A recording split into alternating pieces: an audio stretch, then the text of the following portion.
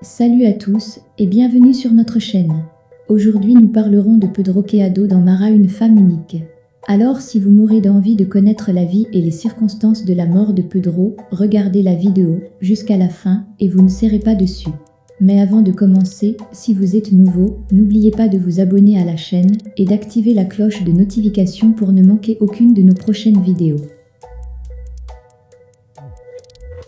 Son vrai nom Pedro Manuel Barata de Mas do Lima, il est né le 20 avril 1971 et est mort le 20 juin 2020.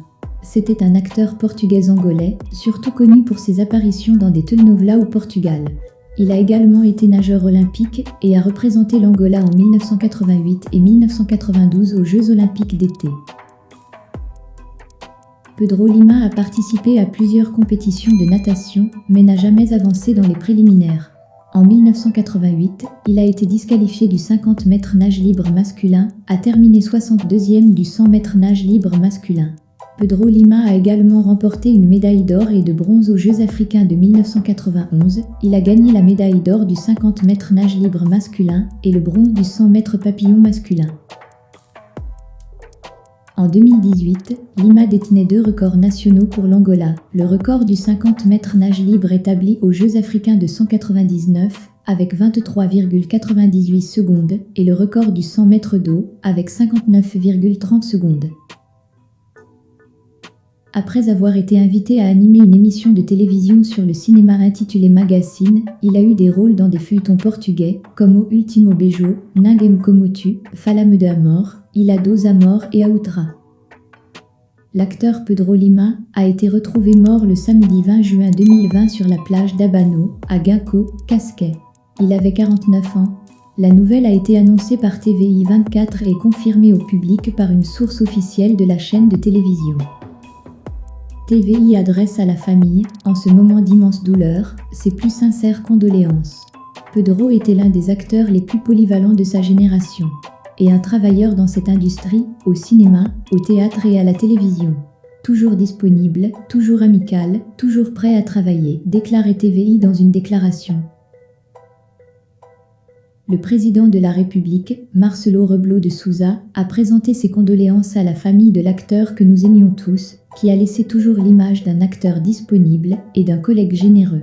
La Fédération portugaise de natation a également pleuré la mort de Pedro Lima, qui était un nageur olympique représentant l'Angola aux Jeux de Séoul en 1988 et de Barcelone en 1992. La télévision portugaise perd trop tôt un protagoniste emblématique, mais aussi une présence qui émanait de la sympathie et que des millions de Portugais connaissaient et admiraient à travers les écrans, lit-on dans la note de deuil de la ministre de la Culture, Graça Fonseca, dans laquelle elle regrette profondément la mort de l'acteur. Pedro Lima a pris soin de ses personnages de façon unique et affectueuse, se souvient TVI. C'est ainsi qu'il a reçu le retour de Tristan, de la série Espírito Indomável, lancée à partir du feuilleton du même nom, et qui est son rôle le plus remarquable, dans ce voyage intense et long dans la fiction nationale, où il se trouve dès la première heure. Après tout ce qui s'est passé, la veuve Ana Westerlin et le fils aîné de Pedro Lima, João Francisco, estiment qu'ils ont la mission de devenir une sorte d'ambassadeur de la santé mentale au Portugal. Les deux ont rejoint une association, Ivory, dont le but est d'aider les personnes qui tentent de lutter contre les états dépressifs, dans un héritage où ils font tout pour honorer la mémoire de l'acteur.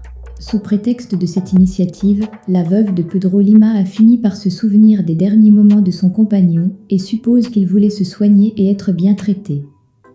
Pedro était suivi par un psychologue et un psychiatre dans des consultations en ligne.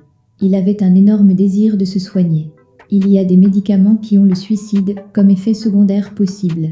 Si vous le dites, c'est parce que chez certaines personnes, cela aura cet effet.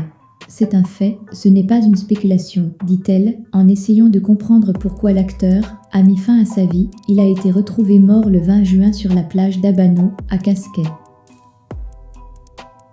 Après avoir vécu de si près le drame d'une profonde dépression, qui a culminé avec la mort de Pedro Lima, la veuve Ana Westerlin estime aujourd'hui qu'elle doit contribuer à briser les tabous sur un sujet qui, selon elle, est encore trop peu abordé.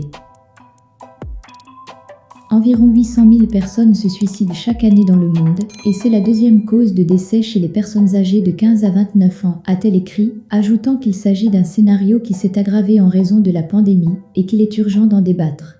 Je pense que le moment que nous vivons rend urgent de parler de la santé mentale et de la dépression sans tabou.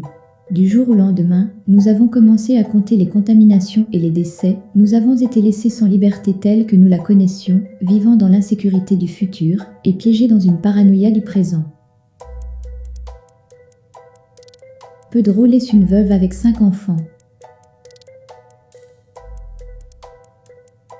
Voilà les amis, c'est la fin de cette vidéo. Merci de l'avoir regardée. Surtout n'oubliez pas de vous abonner sur notre chaîne, afin de ne manquer aucune de nos prochaines vidéos. À très bientôt.